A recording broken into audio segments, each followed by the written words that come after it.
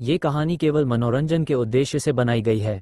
इसमें वर्णित सभी पात्र, स्थान, घटनाएं और परिस्थितियां पूरी तरह से लेखक की कल्पना मात्र हैं। इनका किसी भी वास्तविक व्यक्ति, स्थान, घटना या संस्था से कोई संबंध नहीं है। यदि कोई समानता संयोगवश प्रतीत होती है तो इसे मात्र एक संयोग समझा जाए। इस चैनल पर प्रस्तुत सभी कहानियां काल्पनिक या फिक्शन आधारित होती हैं। कृपया इन्हें केवल एक मनोरंजन सामग्री के रूप में लें और वास्तविकता से जोड़ने का प्रयास न करें। धन्यवाद। अध्याय 580। हमारा बॉस अर्जुन कपूर है। अर्जुन के अधीनस्थ ने बड़े गर्व से अपने बॉस का नाम बताया। ओह, अर्जुन कपूर। अंतरिक्ष हेडहंटिंग कंपनी के उपाध्यक्ष स्तब्ध रह गए, ठीक से बोल भी नहीं पाए। बस आधे घंटे पहले उन्हें अध्यक्ष से खबर मिली थी कि एक रहस्यमयी धनकुबेर, जिसका नाम अर्जुन कपूर है, ने एक झटके में उनकी कंपनी के 30% शेयर खरीद लिए, जिससे वह दूसरा सबसे बड़ा शेयरधारक बन गया और पहले नंबर के शेयरधारक से ज़्यादा दूर नहीं है। अध्यक्ष ने उनसे ये भी पूछा था कि क्या वह इस डायरेक्टर अर्जुन को जानते हैं, ताकि वह उनकी चापलूसी कर सकें और उन्हें खुश कर सकें। उस वक्त वह सोच में पड़ गए थे कि यह अर्जुन कपूर कौन है। उन्हें कभी नहीं लगा था कि यह अर्जुन कपूर वही तिवारी ग्रुप का बॉस होगा जिसे उन्होंने ठुकरा दिया था। क्या सिर्फ इसलिए कि उन्होंने भगवती ज्वेलर्स ग्रुप से लोग चुराने में उनकी मदद करने से इनकार कर दिया था, उन्होंने कंपनी के शेयर खरीद लिए? अगर ऐसा है तो ये डायरेक्टर अर्जुन बहुत ही अमानवीय रूप से धनवान हैं। उनकी कंपनी का 30% हिस्सा अरबों रुपए का है। हाँ, हमारे बॉस का नाम अर्जुन कपूर है। क्या हुआ? अधीनस्थ ने उपाध्यक्ष की ओर देखा। नहीं, मुझे क्या समस्या हो सकती है? पल भर में पहले घमंडी उपाध्यक्ष का रवैया पूरी तरह बदल गया और उनके चेहरे पर चापलूसी भरी मुस्कान आ गई। वह जल्दी से उठे और सम्मानपूर्वक अर्जुन के अधीनस्थ को बैठने के लिए आमंत्रित किया। जल्दी कॉफ़ी लाओ। उन्होंने कर्मचारियों को अर्जुन के अधीनस्थ के लिए कॉफ़ी लाने का आदेश दिया। मुझे वाकई बहुत खेद है, पहले मैंने आपकी उपेक्षा की, कृपया गुस्सा शांत करें। कर्मचारियों के कॉफ़ी लाने के बाद उपाध्यक्ष ने खुद कॉफ़ी अर्जुन के अधीनस्थ को दी, बेहद विनम्र होकर। उपाध्यक्ष का यह 180 डिग्री का बदलाव देखकर अर्जुन का अधीनस्थ भावुक हो उठा। उनका बॉस वाकई शानदार है। ठीक है, मुझे खुश करने की कोशिश छोड़ो, मैं बस बॉस के लिए काम कर रहा हूँ। तुम जल्दी से भगवती ज्वेलर्स ग्रुप के खिलाफ कार्रवाई शुरू करने के लिए लोगों को तैयार करो। जितने ज़्यादा भगवती ज्वेलर्स के महत्वपूर्ण लोग तुम चुरा सको उतना चुराओ, बॉस निश्चित रूप से तुम्हें सराहेगा। अर्जुन के अधीनस्थ ने कहा। मैं समझ गया। उपाध्यक्ष को अचानक सब समझ में आ गया। बिल्कुल, अब डायरेक्टर अर्जुन ने उन्हें एक काम सौंपा है। अगर वह इस काम को अच्छे से पूरा कर लेंगे और भगवती ज्वेलर्स के जितने ज़्यादा लोगों को चुरा सकेंगे, बॉस निश्चित रूप से उनकी तारीफ करेगा। ये काम मुझ पर छोड़ दो। मेरे एक मैनेजर को भगवती ज्वेलर्स के मुख्य डिज़ाइनर से अच्छी जान पहचान है। मैं निश्चित रूप से डायरेक्टर अर्जुन के लिए उसे चुराने की पूरी कोशिश करूंगा। उपाध्यक्ष ने गारंटी दी। अच्छा, तुम बस पूरी कोशिश करो। प्रेसिडेंट अर्जुन ने कहा है कि पैसा कोई समस्या नहीं है, बस लोग चुरा लो। अर्जुन के अधीनस्थ ने जोड़ा। अगर पैसा कोई समस्या नहीं है तो मुझे 100% यकीन है। उपाध्यक्ष ने मुस्कुराते हुए जवाब दिया। अगर जल्दी हो तो कल, नहीं आज ही, मैं भगवती ज्वेलर्स के मुख्य डिज़ाइनर को चुराने का रास्ता निकाल लूँगा।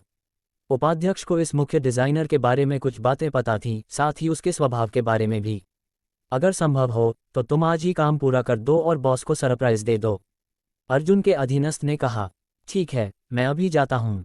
ये कहकर उपाध्यक्ष जल्दी से चला गया। अधीनस्थ ने भी अर्जुन को एक मैसेज भेजा जिसमें उन्होंने अर्जुन को सब कुछ बताया। उसी दोपहर अर्जुन को चतुरंग ग्रुप और हरमेश ग्रुप से खबर मिली कि उन्होंने कई अंतर्राष्ट्रीय सुपरस्टार्स से संपर्क किया है। शुरुआत में इनमें से कई अंतर्राष्ट्रीय सुपरस्टार्स ने मना कर दिया था क्योंकि उनके शेड्यूल भरे हुए थे।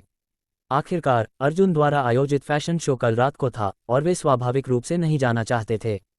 हालांकि जब अर्जुन के लोगों ने उन्हें उनकी भारी भरकम फीस के बारे में बताया तो इन सुपरस्टार्स ने एक के बाद एक कहा कि कोई समस्या नहीं है, वे अपने शेड्यूल को फिर से व्यवस्थित करेंगे। अर्जुन का फैशन शो सबसे महत्वपूर्ण है। पैसे की ताकत अभी भी बरकरार है। अर्जुन हंस पड़े। पैसे की ताकत का आकर्षण अप्रतिरोध्य है। वर्तमान में चतुरंग ग्रुप और हरमेश ग्रुप के लोगों ने लगभग आधे लोगों से संपर्क कर लिया है और आज रात तक वे सभी से संपर्क कर लेंगे। ज़्यादा नहीं कह सकते, लेकिन कम से कम 80% या उससे ज़्यादा सुपरस्टार्स आने के लिए सहमत हो जाएंगे। 80% काफ़ी है। अर्जुन ने संतुष्ट होकर सिर हिलाया। यह अच्छी खबर थी। दोपहर में अर्जुन ने चेन्नई से तिवारी के यूरोप मुख्यालय को दूर से निर्देश दिए कल रात के फैशन शो की तैयारी के लिए। शाम 5 या 6 बजे के आसपास तिवारी के लोगों ने फिर से अर्जुन को बताया कि उनकी आज की बिक्री कल की तुलना में 300 मिलियन रुपये कम थी और भगवती ज्वेलर्स ग्रुप की बिक्री 1.4 बिलियन रुपये से ज़्यादा हो गई थी और आज रात तक यह 1.6 या 1.7 बिलियन रुपये तक पहुंच सकती थी। रिपोर्ट सुनने से पहले ही अचानक अर्जुन का फोन बजा। अर्जुन ने देखा, यह एक अंतर्राष्ट्रीय कॉल थी। अर्जुन ने अनजाने में कॉल उठा लिया। क्या आप तिवारी ग्रुप के प्रेसिडेंट अर्जुन कपूर हैं? दूसरी तरफ से अंग्रेजी में आवाज आई। आप कौन हैं? अर्जुन ने जवाब में पूछा। मैं अपना परिचय देना भूल गया, मैं आलोक जिंदल हूँ, भगवती ज्वेलर्स ग्रुप का प्रेसिडेंट। दूसरी तरफ के विदेशी व्यक्ति ने बड़े गर्व से अपनी पहचान बताई। ओह, तो आप भगवती ज्वेलर्स ग्रुप के बॉस हैं। अर्जुन समझ गए, ये वह भगवती ज्वेलर्स एशिया पैसिफिक का प्रेसिडेंट नहीं था जिससे अर्जुन ने पहले संपर्क किया था, बल्कि उनके जैसा ही भगवती ज्वेलर्स ग्रुप का बॉस था। मैंने सुना है कि तिवारी ग्रुप की बिक्री पिछले 2 दिनों में कई बिलियन रुपये कम हो गई है, कितना अफसोसजनक। आते ही आलोक जिंदल ने अर्जुन का मजाक उड़ाना शुरू कर दिया। क्या अब आपको हमारे भगवती ज्वेलर्स ग्रुप के खिलाफ जाने का पछतावा हो रहा है? आलोक जिंदल ने विजयी अंदाज में पूछा। मुझे लगता है कि पछतावा आपको होना चाहिए, अर्जुन ने पलटकर जवाब दिया। हमें? हा, हमारे भगवती ज्वेलर्स ग्रुप की बिक्री पिछले 2 दिनों में लगभग 3 बिलियन रुपये बढ़ी है, जो हमारी वैश्विक बिक्री के 10 दिनों से भी ज़्यादा है।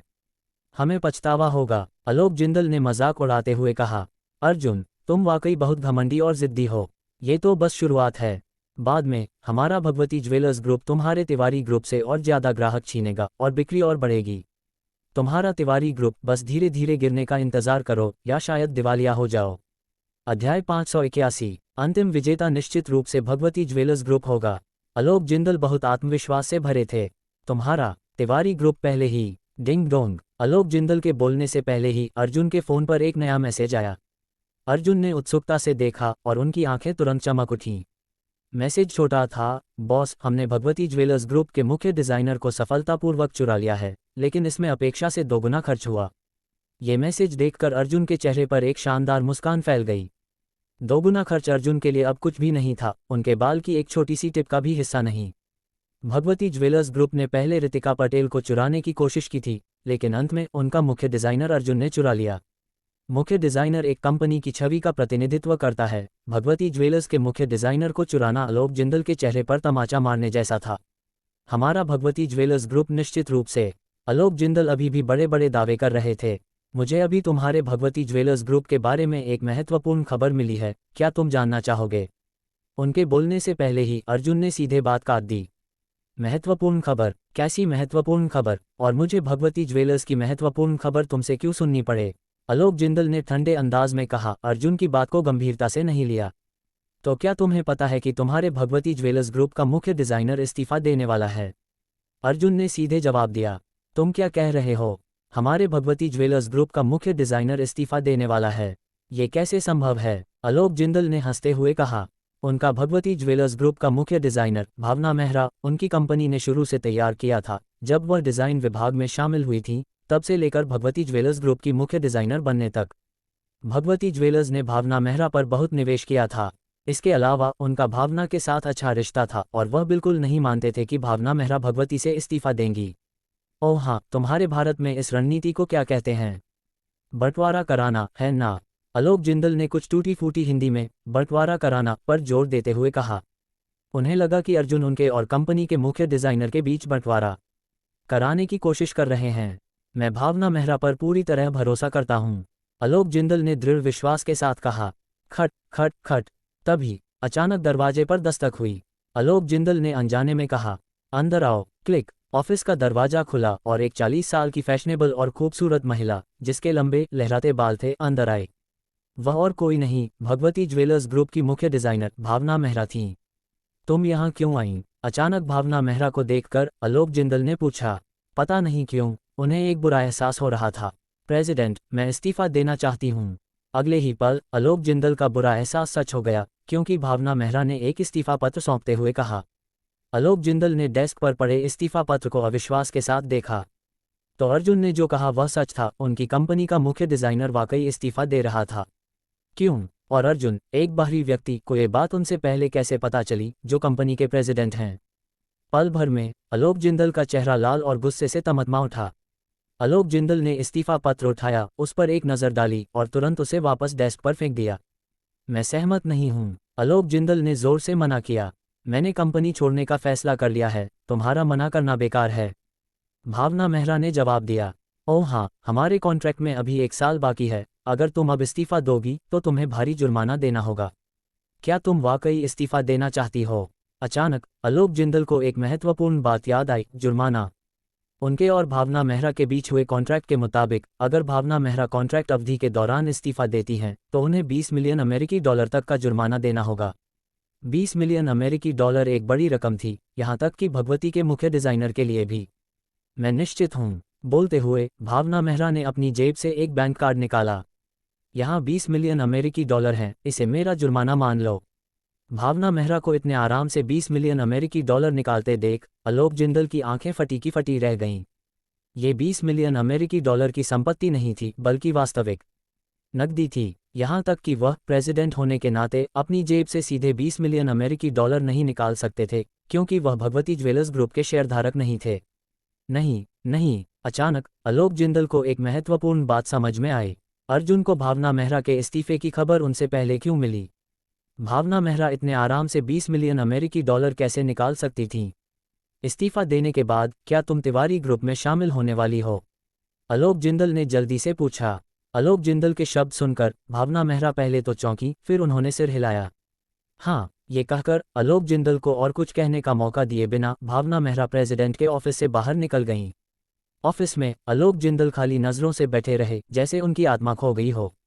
कंपनी के मुख्य डिजाइनर का इस्तीफा देना और प्रतिद्वंद्वी कंपनी में जाना तुरंत भगवती को नुकसान नहीं पहुंचाएगा, लेकिन बाद में होने वाला नुकसान बहुत बड़ा होगा। इससे भी महत्वपूर्ण बात, एक बार यह बात फैल गई तो भगवती ज्वेलर्स ग्रुप दूसरों के लिए हंसी का पात्र बन जाएगा। भगवती के लिए चेहरा खोना सबसे बड़ा नुकसान होगा। क्या हुआ मिस्टर आलोक जिंदल, अब क्यों नहीं हंस रहे? अभी तो आप इतने खुश थे।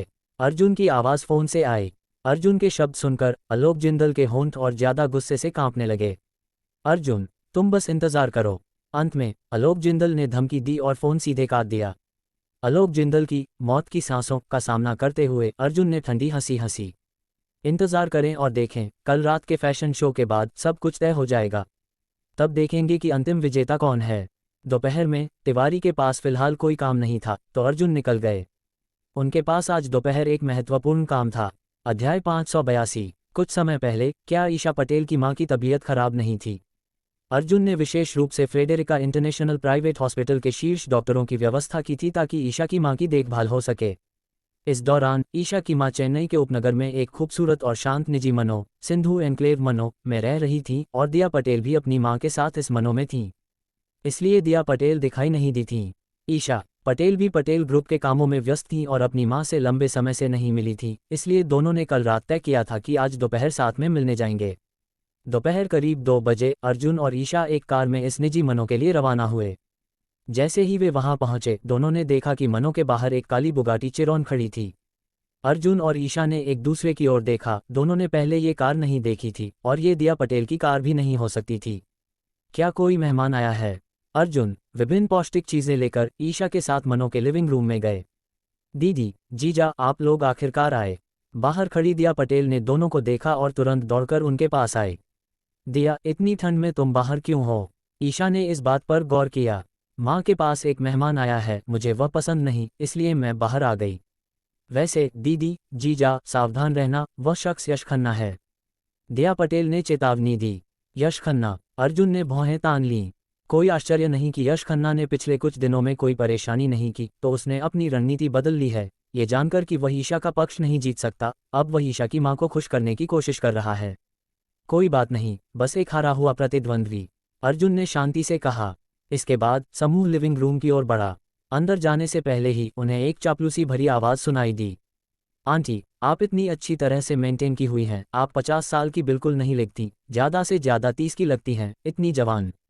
आंटी, आप। अर्जुन और ईशा को आते देख ईशा की मां बहुत खुशी से उन्हें बुलाईं। अरे ईशा, अर्जुन, तुम लोग आ गए। आंटी, आपकी तबीयत कैसी है? अर्जुन ने चिंता से पूछा। मैं अब बिल्कुल ठीक हूँ, ईशा की मां ने मुस्कुराते हुए जवाब दिया। काफी समय बाद मिले, ईशा। ईशा को देखकर यश खन्ना ने बड़े उत्साह से अभिवादन किया। यंग मास्टर यश, कृपया अपनी भाषा संभालें, हम आपस में परिचित नहीं हैं, मुझे ईशा न बुलाएं। यश खन्ना ने उनका नाम लिया तो ईशा ने तुरंत और साफ साफ सुधार किया। यश खन्ना तुरंत शर्मिंदा हो गए। माँ, ईशा भी जल्दी से अपनी माँ से मिलने गईं। अर्जुन कुछ कदम आगे बढ़े और यश खन्ना के पास आए। क्या तुमने योगेश मल्होत्रा को मेरे खिलाफ इस्तेमाल करने की कोशिश की, नाकाम रहे और अब रणनीति बदल ली? अर्जुन ने सीधे कहा, तुम क्या बात कर रहे हो? कौन योगेश मल्होत्रा? मैं उसे नहीं जानता, मैंने उसे कभी देखा भी नहीं। यश खन्ना अभी भी जिद कर रहे थे। वैसे भी मैंने रणनीति क्यों बदली होगी? ईशा बस तुम्हारे साथ है, तुम दोनों की सगाई नहीं हुई है, मैं उसे क्यों नहीं पा सकता? और अगर ईशा की शादी भी हो जाए तब भी मैं उसे पा सकता हूँ, यह मेरी आज़ादी है। यश खन्ना ने अर्जुन के सामने अपनी शेखी बघारी। तुम कितने भी ताकतवर क्यों ना हो, तुम बस एक छोटे से गांव का लड़का हो, ईशा के लिए सही जोड़ी नहीं हो। लेकिन मेरे पिता तियान्या वाणिज्य मंडल के अध्यक्ष हैं और मैं तियान्या वाणिज्य मंडल का यंग चेयरमैन हूँ, मैं ईशा के लिए परफेक्ट जोड़ी हूँ। यश खन्ना ने एक बार फिर अपने पिता तियान्या वाणिज्य मंडल के अध्यक्ष का नाम लेकर अर्जुन को उकसाया।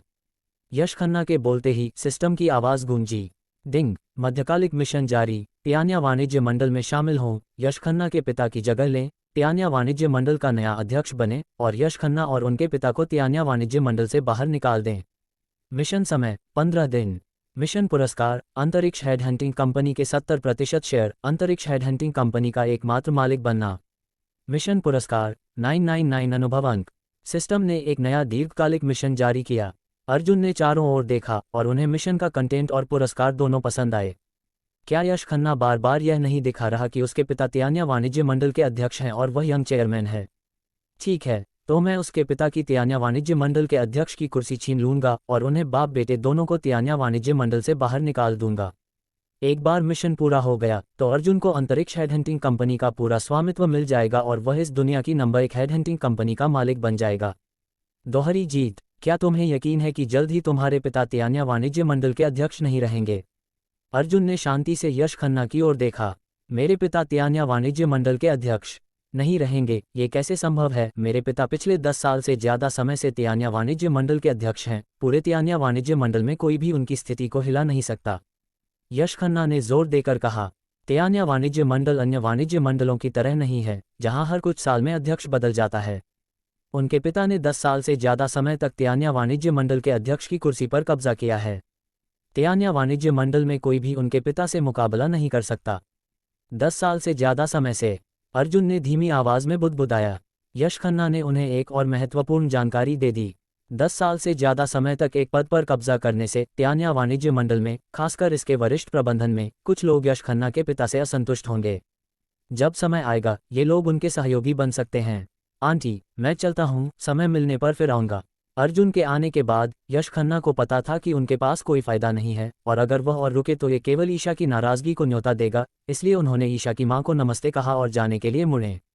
अर्जुन बड़े मुश्किल से आए हैं, क्यों ना आंटी के साथ एक शतरंज खेले? ठीक है, मैं चलता हूँ। ये कहकर अर्जुन ने सहमति जताई।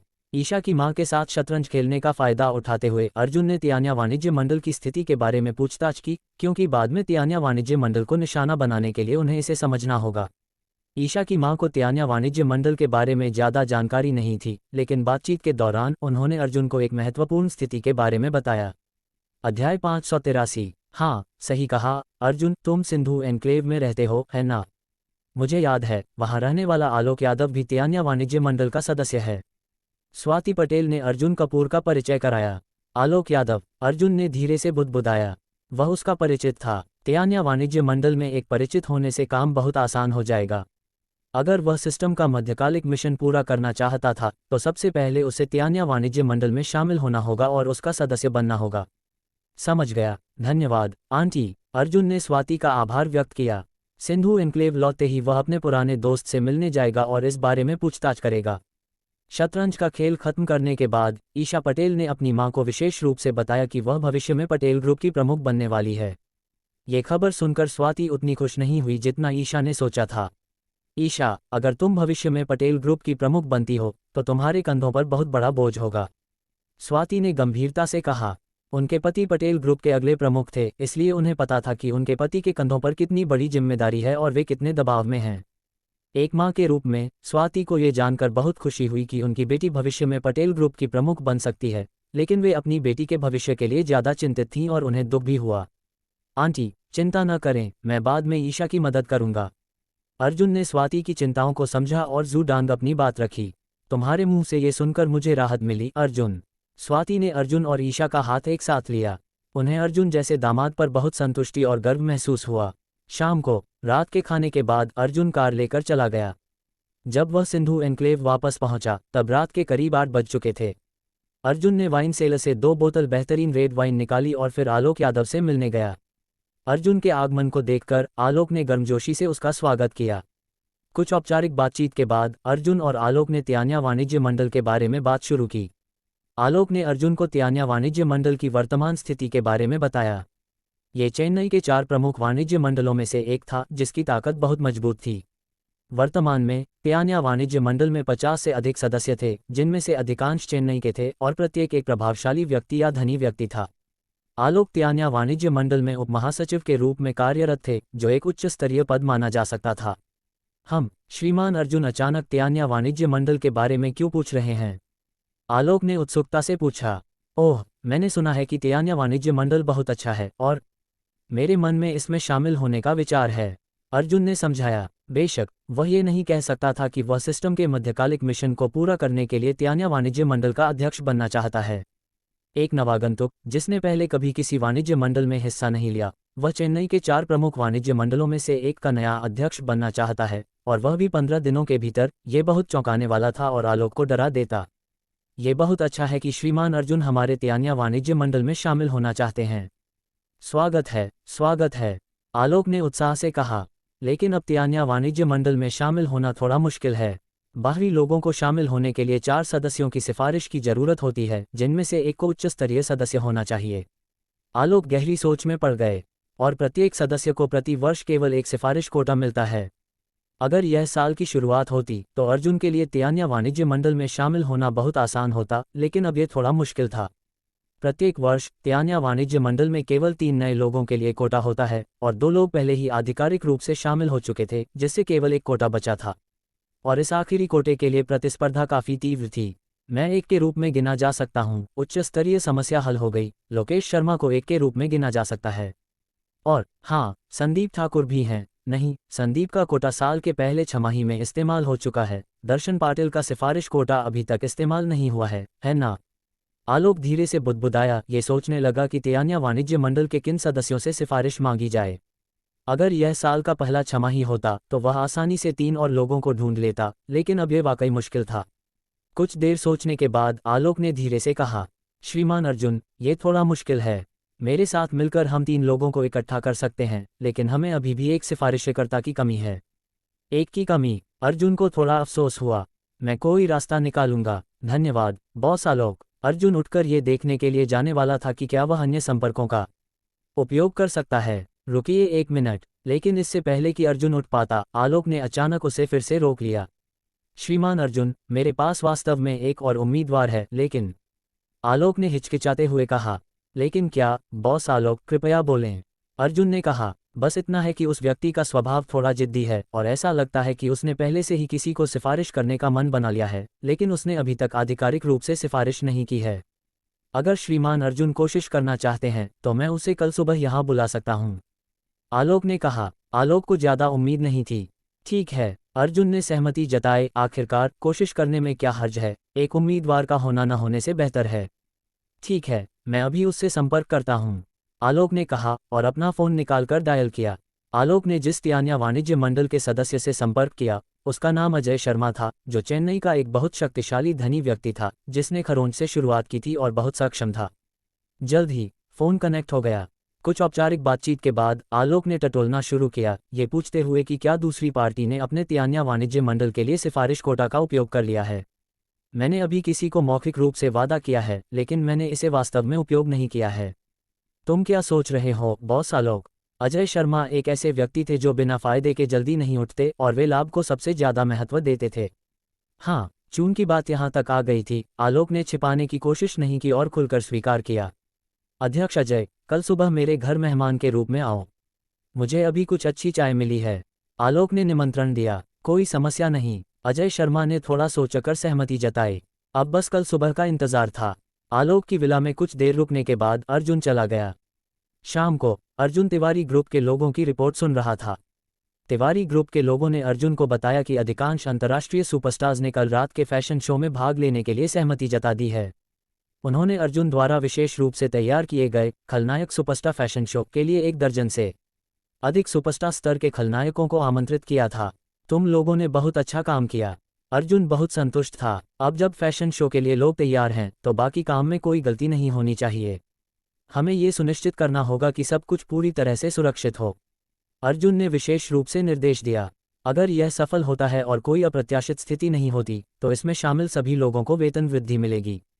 अगर यह असफल होता है तो तुम लोग खुद कंपनी छोड़ देना। ये फैशन शो अर्जुन के मिशन और तिवारी ग्रुप के भविष्य के विकास से संबंधित था, इसलिए इसमें कोई गलती नहीं होनी चाहिए। सब कुछ पूर्ण होना चाहिए। चिंता न करें बॉस, हम आपको निराश नहीं करेंगे, अधीनस्थ ने गंभीरता से जवाब दिया। तिवारी ग्रुप के मामले को निपटाने के बाद देर हो चुकी थी और अर्जुन आराम करने वाला था। अचानक एक और अच्छी खबर आई। अध्याय 584। अर्जुन कपूर की अंतरिक्ष हेडहंटिंग कंपनी से अच्छी खबर आई। उन्होंने एक बार फिर भगवती ज्वेलर्स ग्रुप से बड़ी संख्या में प्रतिभाओं को खींच लिया था, खासकर डिजाइन विभाग की प्रतिभाओं को लगभग 2/3 को उच्च कीमतों पर ले लिया था। इतनी जल्दी? अर्जुन थोड़ा हैरान था। सुबह जब से उन्होंने अंतरिक्ष हेडहंटिंग कंपनी के शेयर हासिल किए थे, अर्जुन ने कंपनी को भगवती ज्वेलर्स ग्रुप को निशाना बनाने का आदेश दिया था। अब एक दिन भी नहीं बीता था और अंतरिक्ष हेडहंटिंग कंपनी ने न केवल भगवती ज्वेलर्स ग्रुप के मुख्य डिजाइनर को खींच लिया था, बल्कि उनके डिजाइन विभाग और अन्य विभागों से भी बड़ी संख्या में प्रतिभाओं को ले लिया था। अंतरिक्ष हेडहंटिंग कंपनी वाकई दुनिया की नंबर 1 हेडहंटिंग ग्रुप है। इसकी ताकत मजबूत है और इसकी कार्रवाइयां बहुत तेज हैं। अर्जुन इससे काफी संतुष्ट था।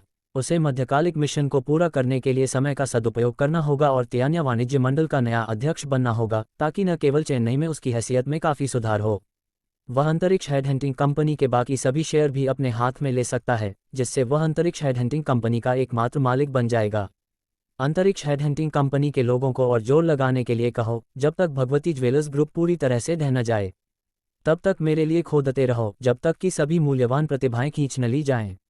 अर्जुन ने अपने अधीनस्थों को आदेश दिया। अर्जुन भगवती ज्वेलर्स ग्रुप को कमजोर करना चाहता है। हाँ बॉस, मैं अभी उन्हें सूचित करता हूँ। अर्जुन के अधीनस्थ तुरंत कार्रवाई में जुट गए। दूसरी ओर भगवती ज्वेलर्स ग्रुप के मुख्यालय के कॉन्फ्रेंस रूम में अध्यक्ष आलोक जिंदल ने तुरंत एक उच्च स्तरीय बैठक बुलाई। जैसे ही बैठक का समय आया, आलोक जिंदल तुरंत कार्यालय में घुस गए। हालांकि अंदर आने के बाद उन्हें आश्चर्य हुआ कि अभी भी कुछ लोग नहीं पहुंचे थे। ये देखकर आलोक जिंदल तुरंत गुस्से से भर गए। उन्होंने इस बार सख्ती से आदेश दिया था कि सभी वरिष्ठ अधिकारियों को आना होगा और किसी को भी छुट्टी लेने की अनुमति नहीं थी। फिर भी समय होने पर कुछ लोग क्यों नहीं पहुंचे? निर्देशक प्रकाश सिंह, प्रबंधक जतिन गुप्ता और चारवी मेहरा और बाकी लोग? आलोक जिंदल ने पूछा। उनसे तुरंत संपर्क करो और उन्हें बता दो कि अगर वे 3 मिनट में नहीं पहुंचे तो उन्हें फिर कभी आने की जरूरत नहीं पड़ेगी, आलोक जिंदल ने आदेश दिया। वो अध्यक्ष, आपको उन्हें निकालने की जरूरत नहीं है, वे फिर कभी नहीं आएंगे, मानव संसाधन प्रबंधक ने धीरे से जवाब दिया। हाँ, इसका क्या मतलब है? आलोक जिंदल को एक पल के लिए समझ नहीं आया। अध्यक्ष, लगभग 20 मिनट पहले चारवी मेहरा और अन्य लोगों ने कंपनी को अपने इस्तीफे सौंप दिए। सख्ती से कहें तो वे अब कंपनी के कर्मचारी नहीं हैं, मानव संसाधन प्रबंधक ने जवाब दिया। क्या कहा तुमने? उन्होंने भी इस्तीफा दे दिया। आलोक जिंदल इतने गुस्से में थे कि वे लगभग बेहोश होकर गिर पड़े। उन्होंने इस उच्च स्तरीय बैठक को तुरंत इसलिए बुलाया था ताकि कंपनी की प्रतिभाओं के सामूहिक इस्तीफे और तिवारी ग्रुप में उनके शामिल होने का अध्ययन किया जा सके। परिणामस्वरूप मध्य स्तरीय प्रतिभाओं की बात तो छोड़ ही दो, कई वरिष्ठ अधिकारी भी एक साथ खींच लिए गए। आलोक जिंदल बेहद गुस्से में थे। शुरुआत में कंपनी का मुख्य डिजाइनर अर्जुन द्वारा खींच लिया गया था। हालांकि वे भी दुखी थे, लेकिन उन्हें नहीं लगा था कि चीजें अनियंत्रित हो जाएंगी। लेकिन आज जैसे जैसे और अधिक मध्य स्तरीय प्रतिभाएं इस्तीफा देती गईं, आलोक जिंदल और बैठ नहीं सके। क्या किसी को पता है कि तिवारी ग्रुप के उस अर्जुन ने इतने कम समय में इतने सारे लोगों को खींचने के लिए क्या तरीके इस्तेमाल किए?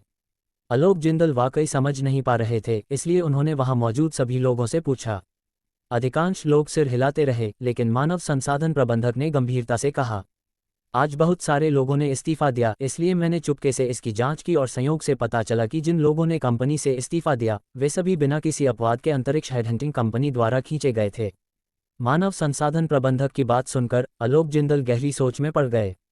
उन्हें ये नाम परिचित लगा, अंतरिक्ष हेडहंटिंग कंपनी। थोड़ी देर बाद आलोक जिंदल को अचानक एहसास हुआ, क्या वह दुनिया की नंबर 1 हेडहंटिंग कंपनी है?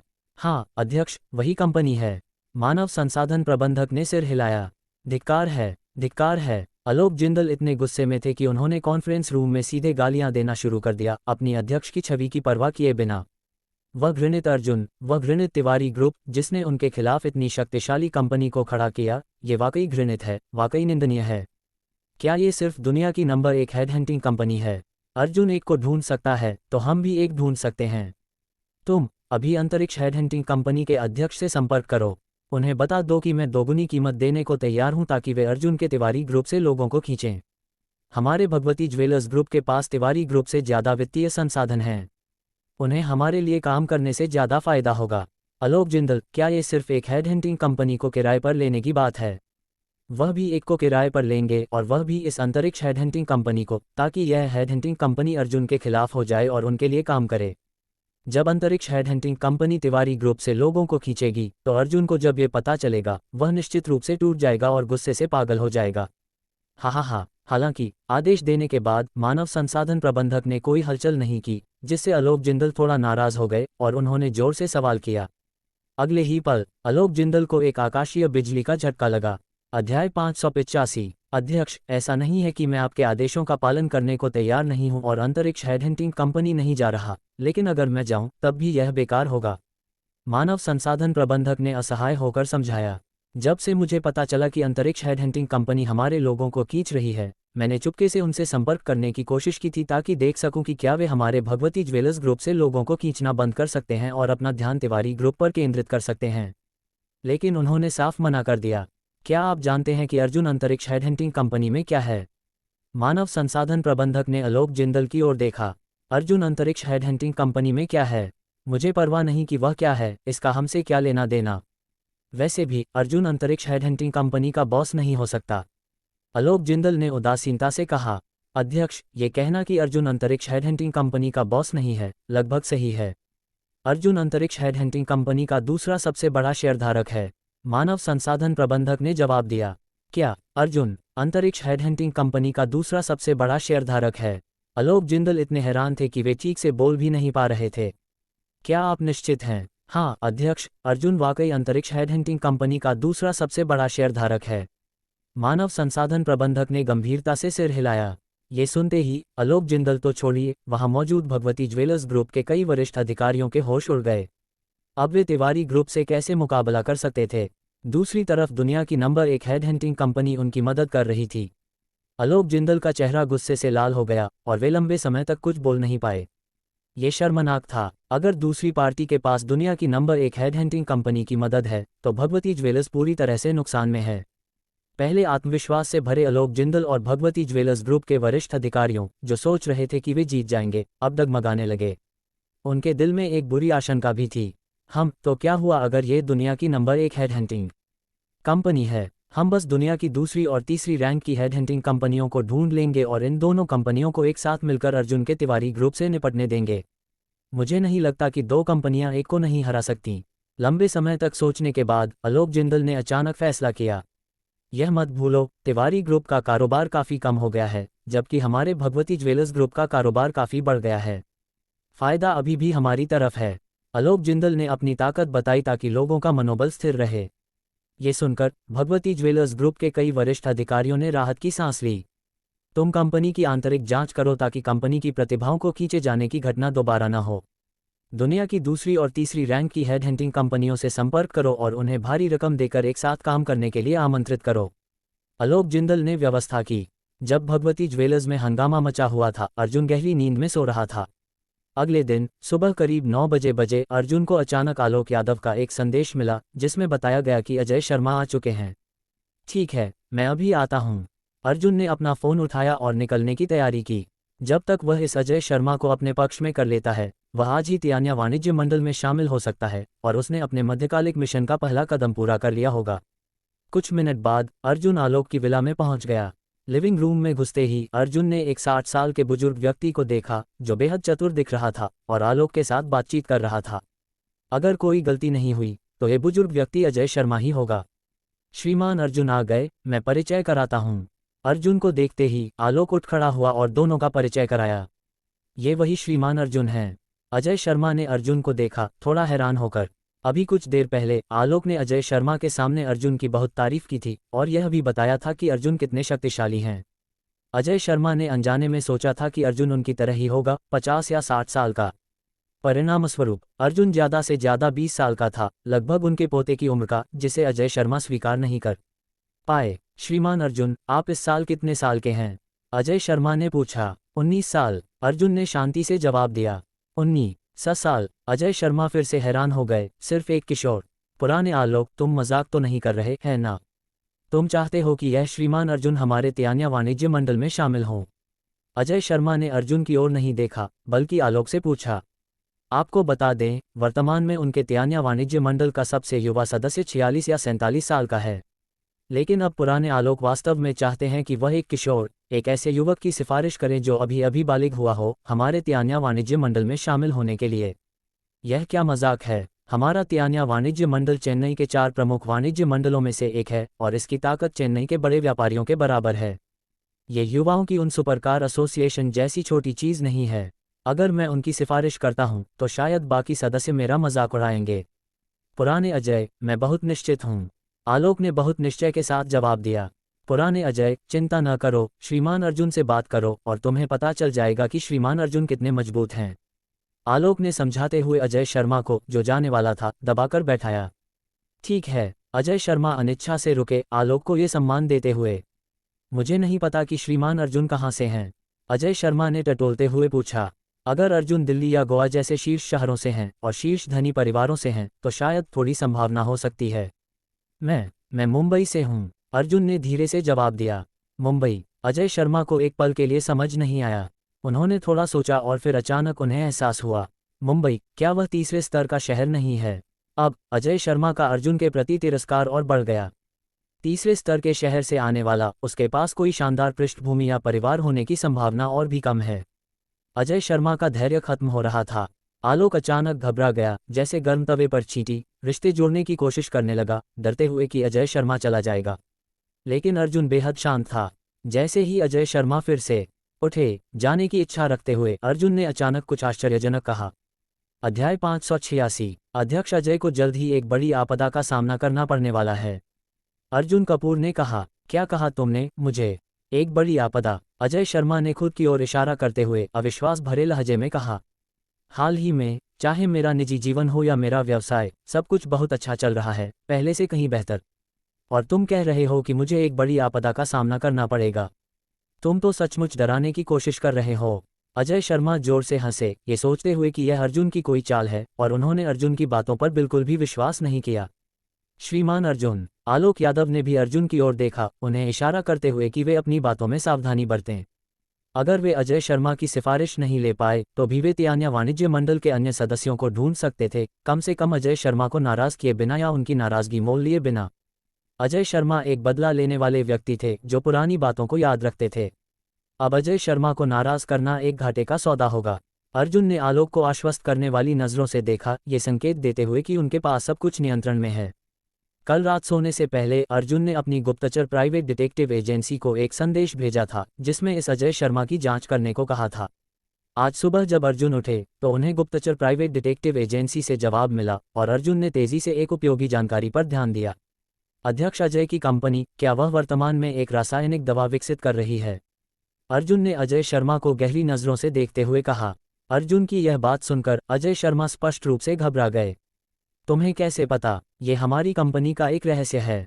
हैरानी में अजय शर्मा ने अनायास जवाब दिया। बोलने के बाद उन्हें तुरंत एहसास हुआ कि उन्होंने कुछ गलत बोल दिया। मुझे कैसे पता, इससे आपको कोई मतलब नहीं। आपको बस ये जानना है कि आपकी रासायनिक दवा का अनुसंधान और विकास, साथ ही वर्तमान सभी शोध परिणाम, आपके सबसे बड़े प्रतिद्वंद्वी वायु फार्मा कंपनी ने पूरी तरह से हासिल कर लिए हैं। अर्जुन ने उन्हें याद दिलाया। अर्जुन की यह बात सुनकर अजय शर्मा का मुंह खुला रह गया, उनकी आंखें बाहर की ओर उभर आईं।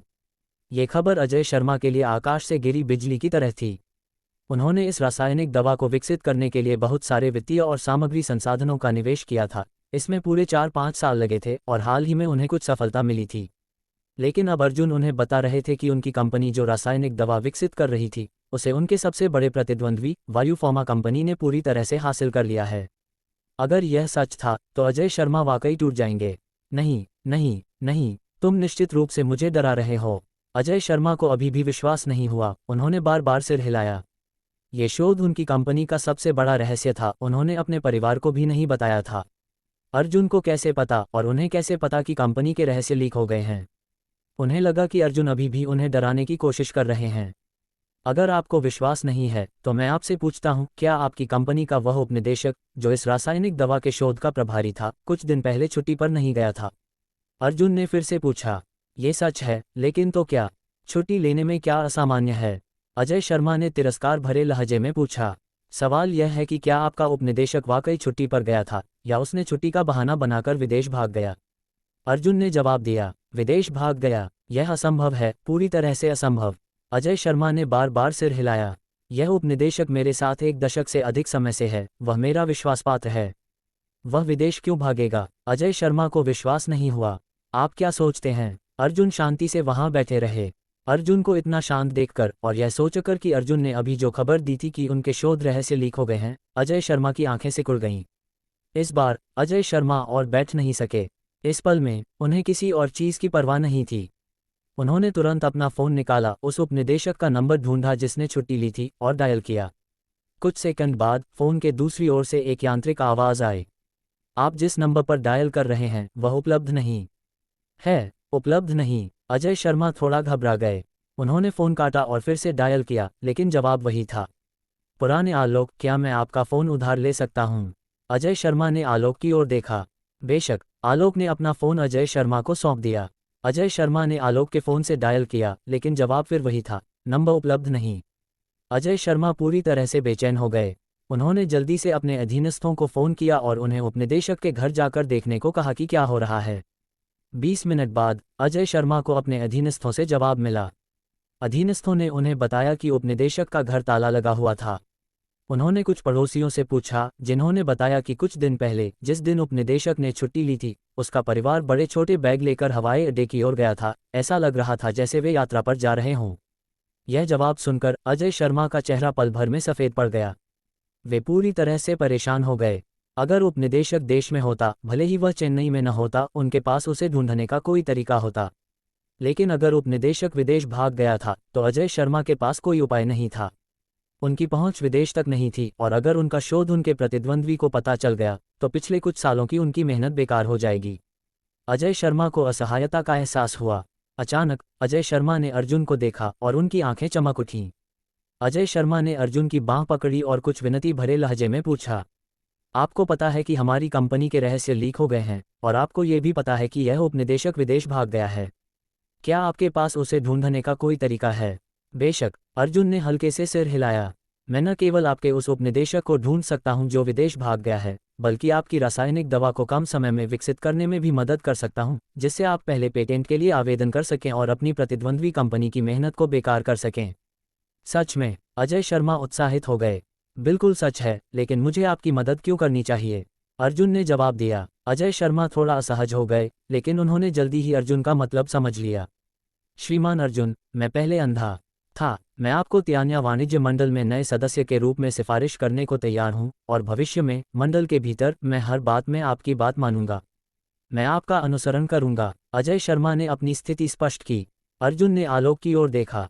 बॉस आलोक। आलोक ने सिर हिलाया और एक सिफारिश पत्र निकाला जो उन्होंने पहले से तैयार कर रखा था, और उसे अजय शर्मा को सौंप दिया। मैं हस्ताक्षर करता हूं। अजय शर्मा ने बिना किसी हिचकिचाहट के तुरंत पेन उठाया और सिफारिश पत्र पर हस्ताक्षर कर दिए। इस बिंदु पर चौथा सिफारिशकर्ता जुट गया और अर्जुन अब आधिकारिक रूप से तियान्या वाणिज्य मंडल में शामिल हो सकता था। अध्याय 587। हस्ताक्षर करने के बाद अजय शर्मा ने सम्मानपूर्वक सिफारिश पत्र अर्जुन के सामने रखा, बहुत ही ईमानदार दिखते हुए। श्रीमान अर्जुन, चाहे वह वाणिज्य मंडल के भीतर हो या चेन्नई में, अगर मेरी कोई मदद हो सकती है तो कृपया बिना हिचक पूछें। अपनी ईमानदारी दिखाने के लिए अजय शर्मा ने फिर से कहा। अर्जुन ने संतुष्टि से सिर हिलाया और फिर अपना फोन निकाला और एक छोटा संदेश भेजा। अध्यक्ष अजय, 3 दिन के भीतर आपका वह उपनिदेशक जो विदेश भाग गया था आपके सामने होगा। अर्जुन ने अजय शर्मा की ओर देखा। लगता है वह आदमी काफी दूर भाग गया है। आपके प्रयोगशाला में रासायनिक दवा के मामले में मेरे लोग कल पहुंच जाएंगे और वे आपके लोगों की मदद करेंगे अंतिम प्रयोग को पूरा करने में। अर्जुन ने जोड़ा। हाँ श्रीमान अर्जुन, मुझे आपके वाक्य का दूसरा हिस्सा ठीक से समझ नहीं आया। आपका मतलब है कि आप हमें प्रयोग पूरा करने में मदद करने वाले हैं? अजय शर्मा ने कुछ संदेह के साथ कहा। मैंने जो शोधकर्ता चुने हैं वे सभी देश के भीतर से चुने गए हैं और वे सभी शीर्ष प्रतिभाएं हैं। अजय शर्मा ने गहरे अर्थ के साथ कहा। उनका मतलब था कि उनकी तरफ इतनी सारी प्रतिभाएं होने के बावजूद उन्होंने अब तक केवल 2/3 विकास किया है, और अगर वे आगे बढ़ते हैं तो शायद इसे पूरा करने में कई महीने लगेंगे। क्या अर्जुन के लोग उनसे ज़्यादा सक्षम हो सकते हैं? मेरे लोग सभी वैश्विक स्तर की शीर्ष प्रतिभाएं हैं, अर्जुन ने शांति से जवाब दिया। वैश्विक स्तर की शीर्ष प्रतिभाएं? अजय शर्मा स्तब्ध रह गए, कुछ अविश्वास के साथ। क्या श्रीमान अर्जुन के पास भी रासायनिक दवा अनुसंधान में लगी कोई कंपनी है? अजय शर्मा ने अनायास पूछा। विश्व इंटरनेशनल टेक्नोलॉजी ग्रुप, अर्जुन ने हल्के से कहा। विश्व इंटरनेशनल टेक्नोलॉजी ग्रुप, ये नाम इतना परिचित क्यों लगता है? अजय शर्मा ने भौहें सिकोड़ते हुए कहा, उन्हें ये नाम कुछ परिचित लगा। उन्होंने एक पल के लिए सोचा, फिर अचानक उन्हें एहसास हुआ। क्या वह वैश्विक शीर्ष कंपनी है जिसकी बाजार मूल्य 1 ट्रिलियन से अधिक है? अजय शर्मा ने चिल्लाकर कहा। हाँ, अर्जुन ने हल्के से सिर हिलाया। गटअप गटअप, निश्चित जवाब पाकर अजय शर्मा ने कई बार गला घोंटा, उनका दिल बहुत हैरान था। इस पल में उन्होंने अर्जुन की कही हर बात पर पूरी तरह से विश्वास कर लिया। श्रीमान अर्जुन जैसे धनी व्यक्ति का हमारे तियान्या वाणिज्य मंडल में शामिल होना वाकई हमारे लिए सम्मान की बात है। अजय शर्मा ने अर्जुन की विभिन्न तरीकों से चापलूसी शुरू कर दी। श्रीमान अर्जुन, आप पहले वापस जाएं। मैं अपने 2 पुराने दोस्तों से मिलने जाऊंगा और उनकी सिफारिशें लूंगा। आज दोपहर हम एक साथ वाणिज्य मंडल मुख्यालय जाएंगे। आलोक ने अर्जुन की ओर देखा। क्योंकि अर्जुन ने कल रात देर तक उनसे बात की थी, उन्हें बाकी 2 सिफारिशकर्ताओं, जिनसे वे बहुत परिचित थे, को ढूंढने और हस्ताक्षर करवाने का समय नहीं मिला था। ठीक है, धन्यवाद बॉस आलोक, अर्जुन ने सिर हिलाया। ये कुछ भी नहीं, ये कुछ भी नहीं, ये सब छोटी बातें हैं।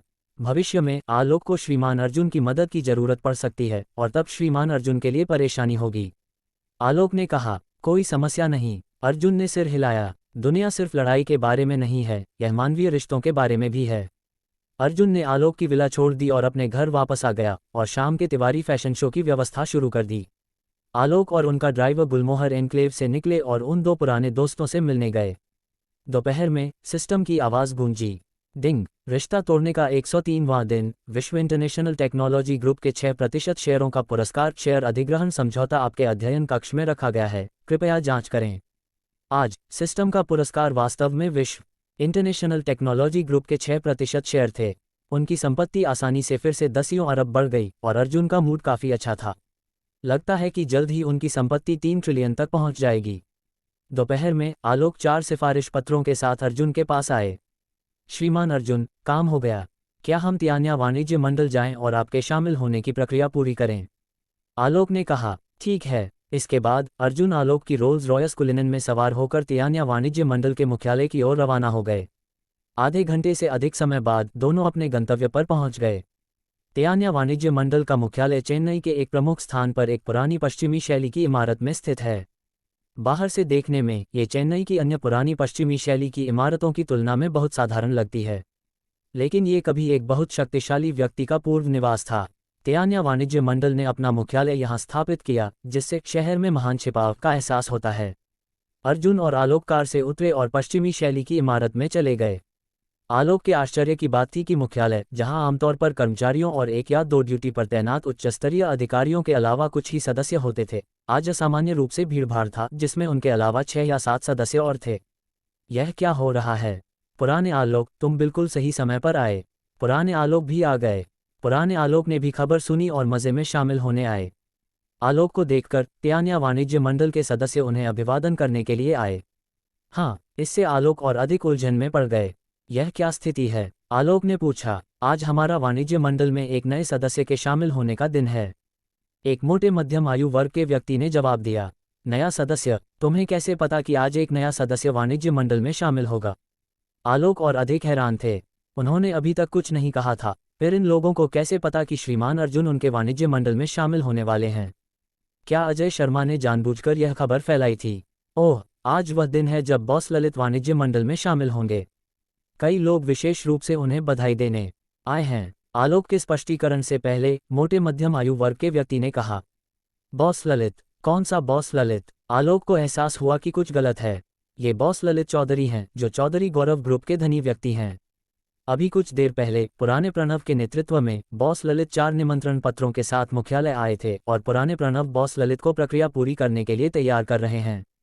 मोटे मध्यम आयु वर्ग के व्यक्ति ने जवाब दिया। जब दोनों बात कर रहे थे, तियान्या वाणिज्य मंडल के सदस्य प्रणव यादव, चौधरी गौरव ग्रुप के धनी व्यक्ति ललित चौधरी के साथ, जो तियान्या वाणिज्य मंडल में शामिल होने वाले थे, एक कमरे से बाहर आए। वे प्रक्रिया पूरी करने के लिए दूसरी मंजिल पर जाने वाले थे। बधाई हो, बॉस ललित। बधाई हो, बॉस ललित, अब हम सब एक परिवार हैं। मौके पर मौजूद तियान्या वाणिज्य मंडल के कई सदस्यों ने ललित चौधरी को बधाई देने के लिए कहा। ललित चौधरी ने मुस्कुराते हुए जवाब दिया। इस महत्वपूर्ण क्षण में एक चीख सुनाई दी। रुकिए, अध्याय 588। आलोक यादव आगे बढ़े। मेरे पास भी एक महत्वपूर्ण घोषणा है। ये श्रीमान अर्जुन ने भी 4 सिफारिश पत्र प्राप्त किए हैं और आज हमारे तियान्या वाणिज्य मंडल में शामिल होने की तैयारी कर रहे हैं। आलोक ने गंभीरता से अर्जुन कपूर का परिचय दिया। इन शब्दों के साथ ही मौके पर पूरी तरह से सन्नाटा छा गया, इतना शांत कि सुई गिरने की आवाज़ भी सुनाई दे सकती थी। मौजूद तियान्या वाणिज्य मंडल के कई सदस्यों ने ललित चौधरी को देखा, फिर अर्जुन को। उनके चेहरे कुछ हद तक कठोर हो गए। यह मुश्किल हो गया। ललित चौधरी, जो सामने की ओर मुस्कुरा रहे थे, और प्रणव यादव, जिन्होंने उनकी सिफारिश की थी, भी उतने ही स्तब्ध थे। अगर आलोक ने कुछ नहीं कहा होता तो वे अनायास सोच लेते कि आलोक के बगल में खड़े अर्जुन आलोक के सहायक या कोई जूनियर हैं। उन्होंने इस तरह नहीं सोचा था। पुराने आलोक, क्या तुम्हें यकीन है कि इस लड़के ने 4 सिफारिश पत्र प्राप्त किए हैं? प्रणव यादव ने सवाल किया। उन्हें विश्वास नहीं था कि 20 साल की उम्र का एक युवक इतने सारे सिफारिश पत्र प्राप्त कर सकता है। ये स्वाभाविक है, कहते हुए आलोक ने सिफारिश पत्र निकाले।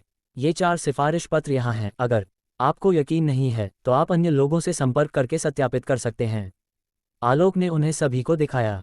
मौके पर मौजूद लोग इकट्ठा हुए और पत्रों को देखा। इन सिफारिश पत्रों की लिखावट बिल्कुल ठीक थी। इसके अलावा उनके वाणिज्य मंडल में केवल 50 से कुछ अधिक लोग थे और कोई भी इनका नकली करने की हिम्मत नहीं कर सकता था।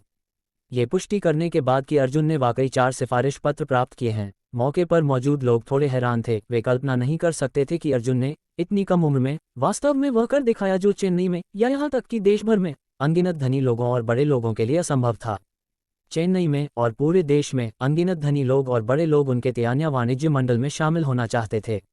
इन लोगों की पहचान, हैसियत और संपत्ति कम नहीं थी, लेकिन क्योंकि वे 4 सिफारिशकर्ताओं को इकट्ठा नहीं कर पाए, वे तियान्या वाणिज्य मंडल में शामिल नहीं हो सके। लेकिन अब 20 साल के एक युवक ने ये कर दिखाया। सभी लोग बेहद भावुक थे। प्रणव यादव ने सिफारिश पत्रों को फिर से ध्यान से देखा और तुरंत उन्हें समस्या दिखाई दी।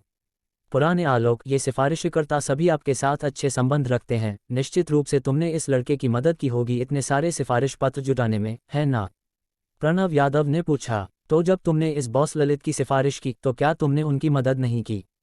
आलोक ने जवाब दिया। प्रणव यादव असहज हो गए। तुम्हारे 4 सिफारिश पत्र असली हैं और हमारे भी असली हैं। प्रणव यादव ने ललित चौधरी की ओर देखा। दोनों पक्ष एक दूसरे के सामने अड़े हुए थे।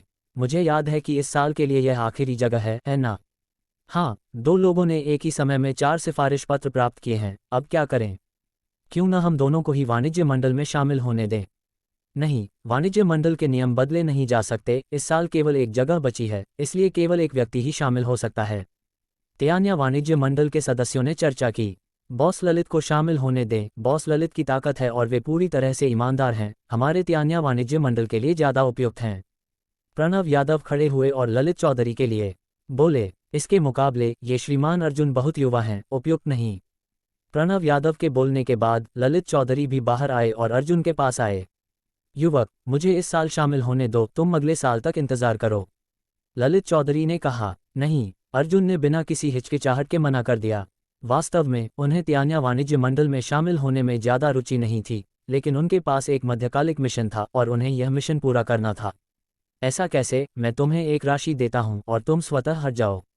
ललित चौधरी ने अर्जुन को रिश्वत देने की कोशिश की। मैं तुम्हें 2 गुनी राशि दे सकता हूं, तुम हट जाओ। आज मुझे तियान्या वाणिज्य मंडल में शामिल होना ही है, अर्जुन ने दृढ़ता से जवाब दिया। नाशुक्रा मत बनो। ललित चौधरी थोड़ा गुस्सा हो गए। दोनों पक्षों के बीच माहौल तनावपूर्ण हो गया।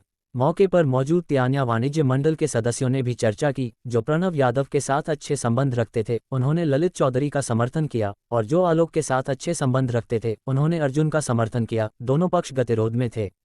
ठीक है, मेरी बात सुनो। इस समय एक सफ़ेद बालों वाला बुजुर्ग खड़ा हुआ। तुरंत मौका फिर से शांत हो गया। सफ़ेद बालों वाले बुजुर्ग की तियान्या वाणिज्य मंडल में स्थिति या वरिष्ठता स्पष्ट रूप से बहुत ऊंची थी। ये दोनों सज्जन हमारे तियान्या वाणिज्य मंडल में शामिल होने की शर्तों को पूरा करते हैं। मुझे बहुत खुशी है कि आप दोनों हमारे तियान्या वाणिज्य मंडल में शामिल होने को तैयार हैं। सफ़ेद बालों वाला बुजुर्ग बहुत चतुर था और उसने कुछ विनम्र टिप्पणियों के साथ शुरुआत की। लेकिन दुर्भाग्य से इस साल हमारे तियान्या वाणिज्य मंडल में शामिल होने के लिए केवल एक जगह बची है, इसलिए आप में से केवल एक ही शामिल हो सकता है। मैं पहले से ही दूसरे के लिए अपनी खेद व्यक्त करना चाहूँगा। जहाँ तक ये चुनने की बात है कि कौन, तो उम्र को देखना निश्चित रूप से संभव नहीं है। मेरे पास एक तरीका है, वह ये कि हम देखें कि कौन ज़्यादा शक्तिशाली है। आखिरकार हमारे तियान्या वाणिज्य मंडल में हम ताकत के साथ बोलते हैं, जो ज़्यादा मजबूत है वही वाणिज्य मंडल में शामिल होगा, क्या कहते हैं? सफ़ेद बालों वाले बुजुर्ग ने मौके पर मौजूद लोगों की राय पूछी। कोई समस्या नहीं, ठीक है। प्रणव यादव और ललित चौधरी ने पहले सहमति जताई। ललित चौधरी गौरव ग्रुप के धनी व्यक्ति थे और उनकी ताकत स्वाभाविक रूप से बहुत मजबूत थी। अगर ताकत की तुलना करनी हो तो ललित चौधरी इसका 10,000 बार समर्थन करेंगे। प्रणव यादव और ललित चौधरी एक दूसरे को इतने लंबे समय से जानते थे और उन्हें भी लगता था कि अगर ताकत की तुलना होगी तो ललित चौधरी निश्चित रूप से जीतेंगे। मुझे नहीं पता कि यह श्रीमान अर्जुन हिम्मत करेंगे या नहीं। ललित चौधरी ने अर्जुन और आलोक को अजीब लहजे में देखा। बेशक, आलोक ने भी सिर हिलाया। ताकत की तुलना में श्रीमान अर्जुन कैसे हार सकते हैं?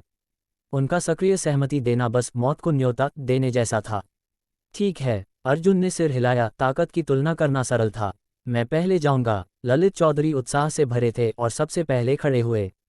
मैं ललित चौधरी हूँ, चौधरी गौरव ग्रुप से, और वर्तमान में चौधरी गौरव ग्रुप का अध्यक्ष और सबसे बड़ा शेयरधारक हूँ, जिसका बाजार मूल्य 800 अरब से अधिक है। साथ ही मैं चौधरी चंद्र ग्रुप का अध्यक्ष भी हूँ, सिद्धि ग्रुप का दूसरा सबसे बड़ा शेयरधारक, वसंत इंटरनेशनल ग्रुप का तीसरा सबसे बड़ा शेयरधारक। ललित चौधरी ने अपनी कई पहचानें बताईं, जिनमें से कोई भी एक अगर बाहर निकाली जाए तो अनगिनत लोगों को डरा सकती थी।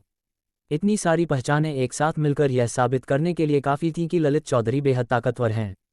अध्यक्ष ललित कमाल हैं, बॉस ललित अपनी ताकत छिपा रहे हैं। प्रशंसा प्रशंसा। ललित चौधरी की बात सुनने के बाद मौके पर मौजूद तियान्या वाणिज्य मंडल के कई सदस्यों ने कहा, स्पष्ट रूप से ललित चौधरी से दोस्ती करने के इरादे से। यहाँ तक कि सफ़ेद बालों वाला बुजुर्ग भी भावुक हो गया। प्रणव यादव के चेहरे पर चमकदार मुस्कान थी और उन्होंने आलोक की ओर विजयी नज़रों से देखा, जैसे कि दिखा रहे हों, कह रहे हों, देखो, ये वह धनी व्यक्ति है जिसकी मैंने सिफारिश की। क्या उनकी ताकत काफ़ी है? तुमने जिस कपूर को सिफारिश की उससे पीछे खड़ा होना चाहिए। ललित चौधरी ने बोलना खत्म किया और अर्जुन को उत्तेजक नज़रों से देखा। श्रीमान अर्जुन, क्या ललित की ताकत ठीक है? अगर तुम शर्मिंदगी से बचना चाहते हो तो तुम्हें बस हार मान लेनी चाहिए ताकि तुम कुछ इज्जत बचा सको, वरना बाद में अगर तुम बहुत शर्मिंदा हुए तो मैं जिम्मेदार नहीं होऊंगा। अध्याय 589। तुमने कई उद्योगों का जिक्र किया, लेकिन उनमें से कोई भी प्रभावशाली नहीं है और किसी का भी बाजार मूल्य 1 ट्रिलियन से अधिक नहीं है। मुझे आश्चर्य है कि तुम्हें यह आत्मविश्वास कहाँ से मिला? बेहद घमंडी ललित चौधरी का सामना करते हुए अर्जुन कपूर ने तिरस्कार भरे लहजे में पूछा। हो, अर्जुन की बातों से भीड़ हैरान रह गई और ललित चौधरी इतने गुस्से में थे कि वे इसे बर्दाश्त नहीं कर सके। तुम कहते हो कि मेरे पास 1 ट्रिलियन से अधिक की कंपनी नहीं है? दुनिया में कितने लोगों के पास 1 ट्रिलियन से अधिक की कंपनियां हैं? क्या तुम्हारे पास है? अरे बाप रे, तुम सचमुच बोलने में माहिर हो। तो यही है बड़बोलेपन का मतलब। क्या तुम कमाल नहीं हो? तो बताओ, तुम्हारे पास कितनी संपत्ति है?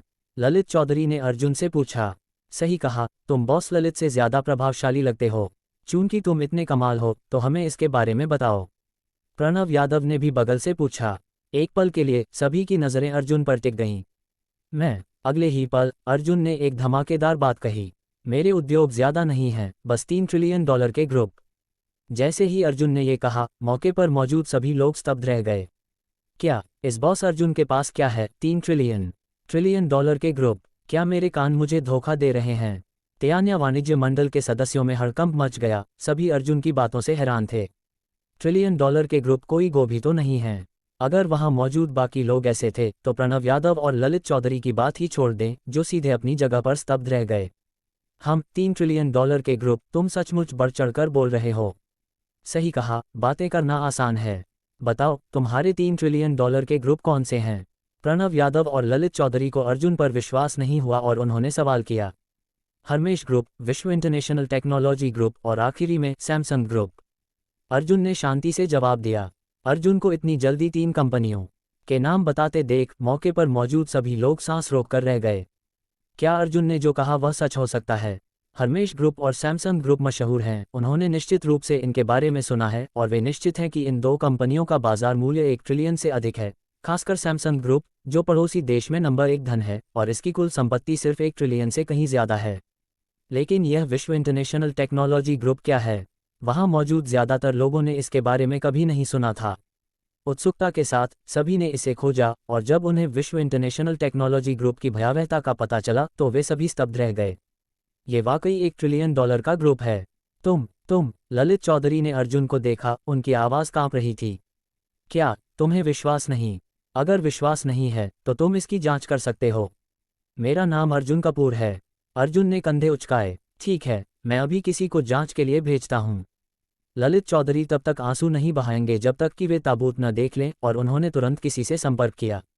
प्रणव यादव और वहां मौजूद अन्य लोगों को भी पूरी तरह विश्वास नहीं था और उन्होंने भी अपने रिश्तों और ऊर्जा का उपयोग करके जांच शुरू की। थोड़ी देर बाद परिणाम आए। अर्जुन ने जो कहा वह सच था, खासकर हरमेश ग्रुप। अर्जुन हरमेश ग्रुप के सबसे बड़े शेयरधारक हैं। बाकी दो में भी अर्जुन के पास बहुत सारे शेयर हैं। श्रीमान अर्जुन बहुत कमाल हैं। यही है युवा और होनहार होने का मतलब। श्रीमान अर्जुन इतने युवा हैं, लेकिन वे पहले से ही $3 ट्रिलियन के ग्रुप को नियंत्रित करते हैं। उनका भविष्य असीमित है। कुछ लोग कहते हैं कि शर्मा परिवार का जूनियर चेन्नई की युवा पीढ़ी में नंबर 1 है। मुझे लगता है कि असली नंबर 1 हमारे श्रीमान अर्जुन हैं। अर्जुन की पहचान जानने के बाद वे त्यान्या वाणिज्य मंडल के सदस्य जो ललित चौधरी के इर्द गिर्द थे, अर्जुन के पास आए और उनकी खुशामद करने की कोशिश की। जहां तक प्रणव यादव और ललित चौधरी की बात है, उनके चेहरे पीले पड़ गए, खासकर ललित चौधरी, जो अभी कुछ देर पहले बेहद घमंडी थे, अब बेहद शर्मिंदा थे। क्या तुम अभी भी सवाल करते हो कि मेरे पास $1 ट्रिलियन का ग्रुप है? अर्जुन ने ललित चौधरी की ओर देखा। अलविदा, ललित चौधरी ने असहाय होकर कहा, पलटे और त्यान्या वाणिज्य मंडल के मुख्यालय से तेजी से चले गए। कौन जीता और कौन हारा, इसे और कहने की जरूरत नहीं थी।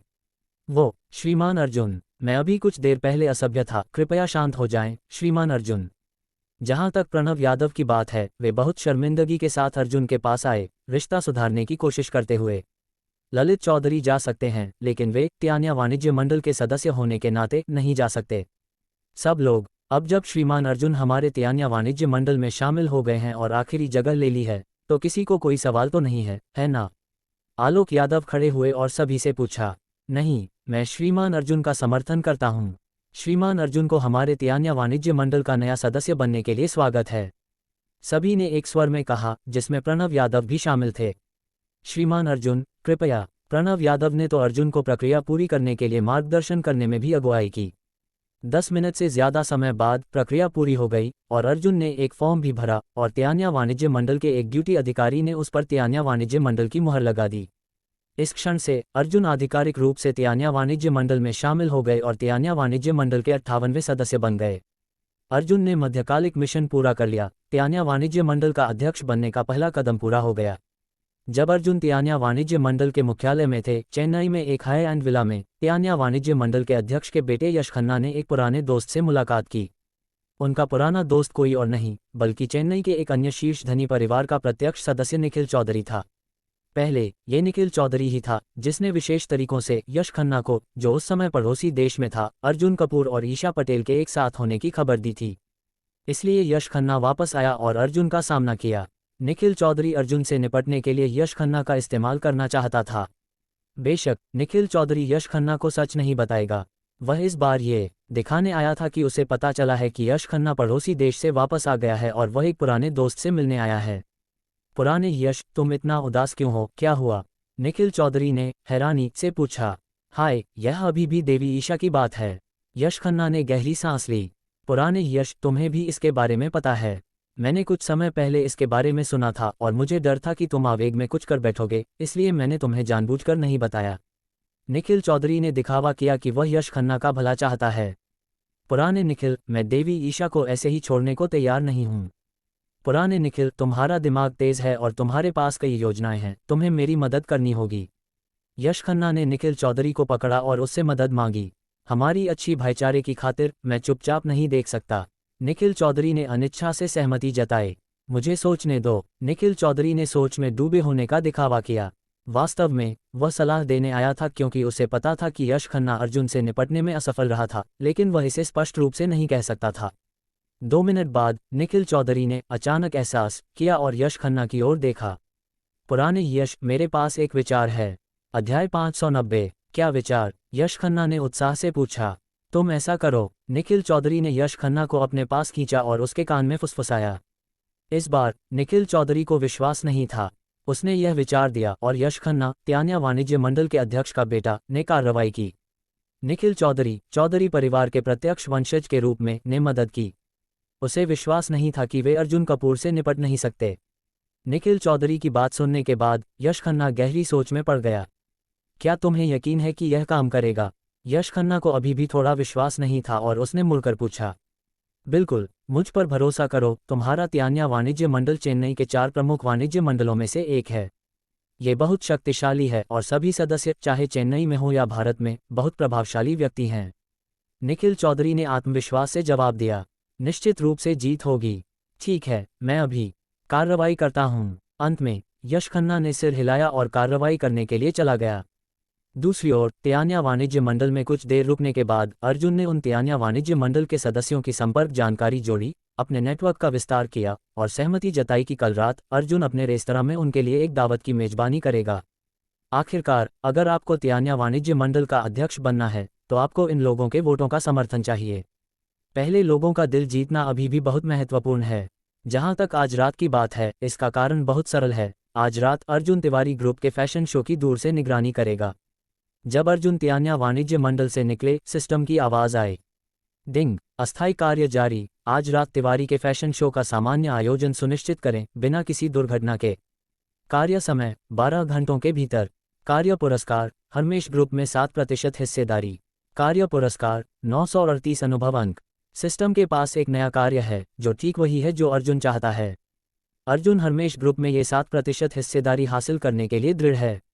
इसके अलावा आज रात का फैशन शो सफल होता है या नहीं, ये तय करता है कि क्या तिवारी ग्रुप आगे बढ़ सकता है और भविष्य में भगवती ज्वेलर्स ग्रुप को पीछे छोड़ सकता है। आज रात कोई दुर्घटना नहीं होनी चाहिए। इसके बाद अर्जुन चेन्नई में तिवारी की शाखा में आए और विशिष्ट स्थिति की जांच शुरू की। तिवारी के लोगों ने अर्जुन को बताया कि अब तक सब कुछ सुचारू रूप से चल रहा है। उनके द्वारा आमंत्रित अधिकांश सेलिब्रिटी पहले ही पहुंच चुके हैं और केवल कुछ अभी तक नहीं आए हैं। अनुमान है कि वे 2-3 घंटों में वहां होंगे। भले ही ये सेलिब्रिटी तिवारी को महत्व न दें, वे निश्चित रूप से पैसे को महत्व देंगे। भाग लेने वाले सेलिब्रिटीज को बता दो कि अगर सामान्य फैशन शो सफलतापूर्वक पूरा हो जाता है तो मैं उनकी पारिश्रमिक को 2 गुना कर सकता हूं। अगर कोई दुर्घटना होती है तो सावधान रहें, मैं उन्हें अंतर्राष्ट्रीय मनोरंजन उद्योग में पूरी तरह से ब्लॉक कर दूंगा। अर्जुन ने कहा। गाजर और छड़ी। वर्तमान में अर्जुन की अंतर्राष्ट्रीय मंच पर ताकत पहले से ही बहुत मजबूत है। और कुछ नहीं, कुछ सेलिब्रिटीज को ब्लॉक करना बस एक शब्द की बात है। उन्हें पैसे से आकर्षित करने के साथ साथ उन्हें चेतावनी भी देनी थी ताकि उनके मन में कोई और विचार न आए। जहां तक फैशन शो के स्थान की बात है, वह भी लगभग तैयार था और वर्तमान में रिहर्सल चल रही थी। वैसे मीडिया की स्थिति कैसी है? अर्जुन ने पूछा। उनकी तरफ से लगभग कोई समस्या नहीं थी, इसलिए अर्जुन ने एक और बहुत महत्वपूर्ण पहलू के बारे में पूछा। आज रात का मीडिया भी महत्वपूर्ण है। अगर अर्जुन चाहते हैं कि आज रात का फैशन शो अंतर्राष्ट्रीय फैशन सर्कल और अंतर्राष्ट्रीय लग्जरी सामान उद्योग में सनसनी मचाए, तो बड़े पैमाने पर रिपोर्टिंग होनी चाहिए ताकि प्रचार हो। हमने पहले ही कई मीडिया से संपर्क कर लिया है। जब उन्हें पता चला कि इतने सारे सुपरस्टार स्तर के लोग मौजूद हैं, तो वे खुद ही आने के लिए उत्सुक हो गए। अर्जुन के लोगों ने बताया। आज रात जितने ज्यादा मीडिया आए उतना बेहतर। अगर कोई आने को तैयार न हो तो तुम अपनी नोटों की ताकत का इस्तेमाल करके उन्हें पैसे से आकर्षित कर सकते हो। इसके अलावा फैशन और लग्जरी सर्कल में मशहूर सभी ब्लॉगर्स और इंटरनेट सेलिब्रिटीज को आमंत्रित करो, जितने ज्यादा उतना बेहतर।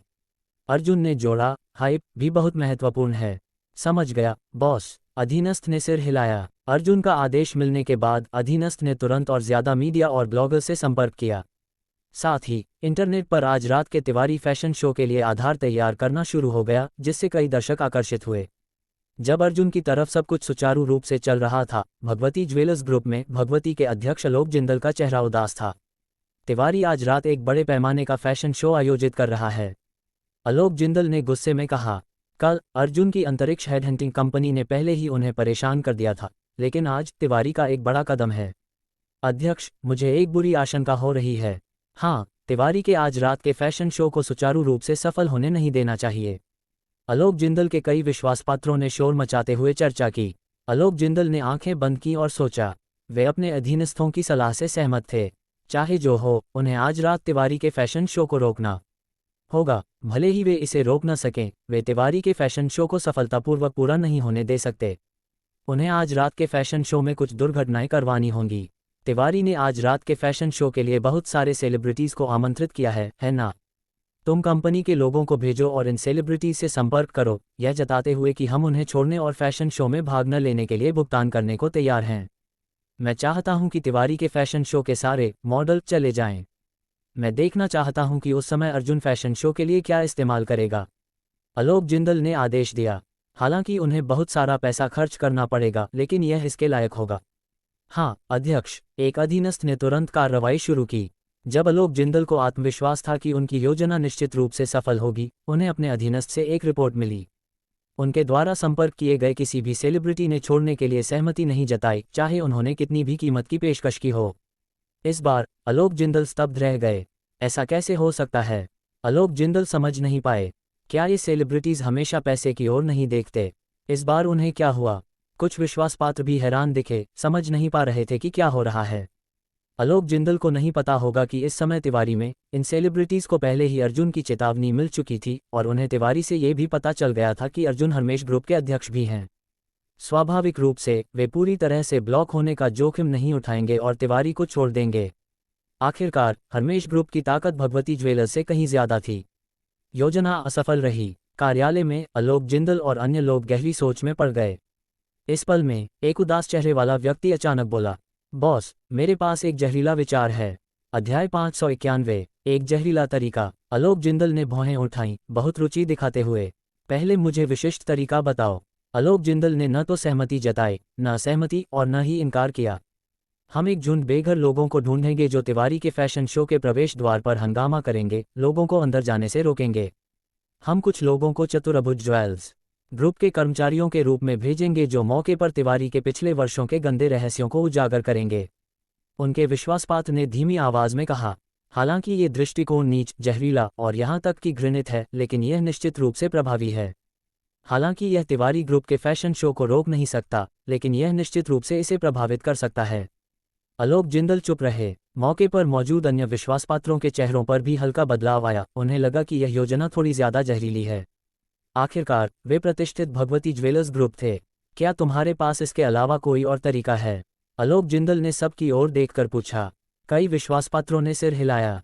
चूंकि कोई और विचार नहीं है, तो हम इसी तरह करेंगे। आलोक जिंदल ने आखिरकार फैसला किया। आलोक जिंदल ने अपने अधीनस्थ को पास बुलाया और कुछ शब्द फुसफुसाए। तब जाकर अधीनस्थ चला गया। समय धीरे धीरे बीतता गया। शाम को अर्जुन के ज्वेलरी प्रदर्शनी और फैशन शो से केवल 1 घंटा बाकी था। मेहमान एक के बाद एक आने शुरू हो गए। ज्वेलरी प्रदर्शनी में हलचल थी। अनगिनत सामाजिक हस्तियां, वैश्विक लग्जरी हस्तियां और फैशन सर्कल के दिग्गज सभी मौजूद थे। विभिन्न पत्रकार, मीडिया आउटलेट्स और ऑनलाइन प्रभावशाली लोग सभी प्रवेश द्वार पर इकट्ठा थे। जैसे जैसे और ज्यादा वजनदार मेहमान दिखाई देने लगे, दूर में आलोक जिंदल द्वारा विशेष रूप से किराए पर लिए गए दर्जन भर बेघर लोग इकट्ठा हुए। वहां एक भगवती कर्मचारी चीजें व्यवस्थित कर रहा था। उजागर होने से बचने के लिए ये सभी असली बेघर लोग थे। ठीक है, तुम लोग वहां जाकर हंगामा करो। दूर के प्रवेश द्वार की ओर इशारा करते हुए भगवती कर्मचारी ने आदेश दिया। तुम कहां हंगामा करने की योजना बना रहे हो? लेकिन इससे पहले कि वे कार्रवाई कर पाते, अच्छी तरह से प्रशिक्षित सूरधारी पुरुषों का एक समूह आया और जल्दी से उन्हें काबू में कर लिया। सुरक्षा के लिए अर्जुन ने विशेष रूप से एक बड़ा समूह पेशेवर बॉडीगार्ड्स को किराए पर लिया था जो आज रात की सुरक्षा के लिए जिम्मेदार थे।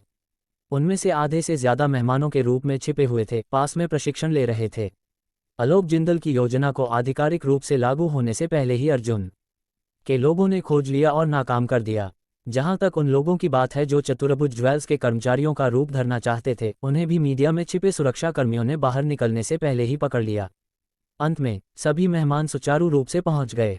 आमंत्रित मेहमानों में फैशन सर्कल के लोगों के अलावा चतुर्भुज jewels, Van Cleef and Arpels, Harry Winston और अन्य शीर्ष अंतर्राष्ट्रीय ज्वेलरी ब्रांडों के प्रतिनिधि भी शामिल थे। बेशक इसमें भगवती ज्वेलर्स के लोग भी शामिल थे।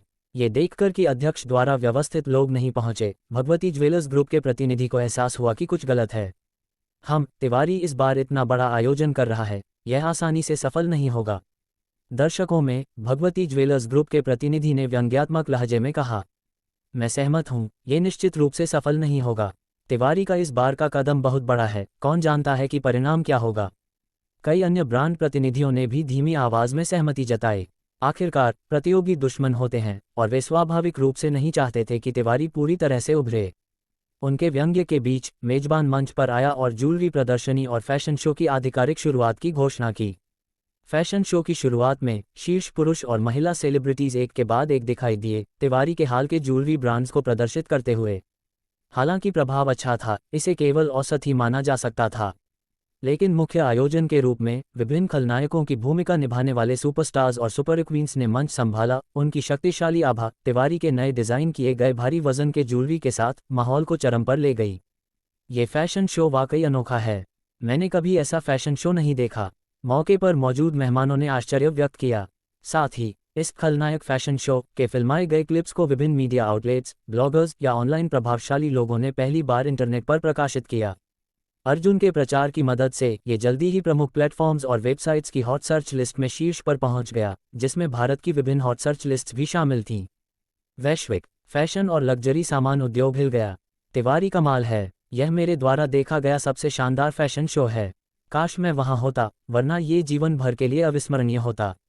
यह अनोखा फैशन शो जल्दी ही अनगिनत नेटिजन्स का ध्यान आकर्षित करने लगा, खासकर उन लोगों का जो फैशन और लग्जरी सामान उद्योग को फॉलो करते हैं, जो प्रमुख लग्जरी ब्रांड्स के ग्राहक हैं। फैशन शो पर ध्यान देने के अलावा ये ग्राहक तिवारी के कई भारी वजन के ज्वेलरी पीसेस की ओर आकर्षित होने से खुद को रोक नहीं पाए। देखो, मेलिफिसेंट में भाग लेने वाली अंजलि कपूर द्वारा पहना गया हार कितना सुंदर है। क्या ये तिवारी का नवीनतम मॉडल है? यह इतना सुंदर है, मुझे एक खरीदना ही होगा। फैशन शो में भगवती ज्वेलर्स ग्रुप का प्रतिनिधि, जिसने अभी अभी विभिन्न व्यंग्यात्मक टिप्पणियां की थीं, और कई अन्य ज्वेलरी ब्रांड्स के प्रतिनिधियों के चेहरे पीले पड़ गए। उन्हें एहसास हुआ कि एक समस्या है। इस फैशन शो के माध्यम से तिवारी की लोकप्रियता और प्रभाव शायद काफ़ी बढ़ जाएगा। बाजार सीमित है। एक बार तिवारी तेजी से उभरता है, उनकी बिक्री निश्चित रूप से प्रभावित होगी। अंत में फैशन शो सुचारू रूप से समाप्त हो गया, लेकिन फैशन शो के बारे में ऑनलाइन चर्चा बढ़ती रही। चेन्नई में अर्जुन के कानों में सिस्टम की आवाज़ गूंजी। डिंग, आज रात तिवारी के फैशन शो का सामान्य आयोजन सुनिश्चित करना बिना किसी दुर्घटना के कार्य पूरा हुआ। बधाई हो, आपको प्राप्त हुआ। हरमेश ग्रुप के 7% शेयर अधिग्रहण अनुबंध आपके विला के अध्ययन कक्ष में पहले से ही है, कृपया जांच करें। बधाई हो, आपको प्राप्त हुआ 938 अनुभव अंक। कार्य पूरा हो गया और अर्जुन ने सफलतापूर्वक हरमेश ग्रुप के 7% शेयर और 938 अनुभव अंक प्राप्त कर लिए। अर्जुन के चेहरे पर संतुष्ट मुस्कान दिखाई दी। इस विशेष फैशन शो को तैयार करने में उन्होंने जो मेहनत की थी, वह इसके लायक थी। आज इस अस्थायी कार्य को पूरा करना सिर्फ शुरुआत है। कल तिवारी की बिक्री में तेजी से वृद्धि होने की उम्मीद है। जल्द ही भगवती ज्वेलर्स उनका प्रतिद्वंद्वी नहीं रह जाएगा। दूसरी ओर भगवती ज्वेलर्स ग्रुप में आलोक जिंदल पूरी रात नहीं सोए। उन्हें समझ आ गया था कि तिवारी ग्रुप के साथ उनकी प्रतिस्पर्धा पूरी तरह से असफल होने की संभावना है। भविष्य में वे शायद केवल तिवारी की पीठ को देखकर आहें भर सकेंगे। नए दिन तिवारी की बिक्री, जैसा कि अर्जुन ने उम्मीद की थी, तेजी से बढ़ी, खासकर तिवारी के नवीनतम ज्वेलरी मॉडल्स की। हालांकि उनकी कीमत पिछले नए मॉडल्स की तुलना में बहुत ज़्यादा थी, फिर भी वे गर्म केक की तरह बिक रहे थे। विपरीत पक्ष पर कीमत कम करने के बावजूद भगवती ज्वेलर्स की बिक्री अच्छी नहीं थी।